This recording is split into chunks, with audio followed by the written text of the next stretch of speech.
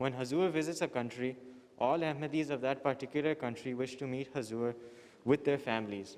But very few Ahmadis get the chance to do so.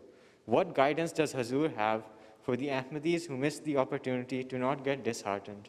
There are quite a number of Ahmadis, not only here in the United States. There are millions of Ahmadis living in Pakistan, in India, in Africa.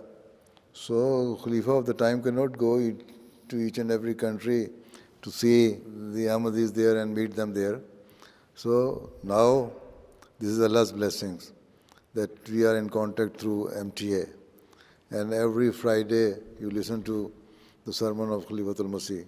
So if you have a strong and firm bond with the Khilafat, you should listen to the khutbahs and try to practice it.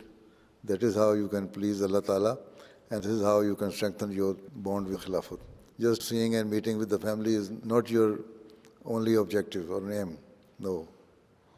The main thing is that you try to strengthen your faith and the bond with the Khilafat, as I have already said. Okay? Jazakallah.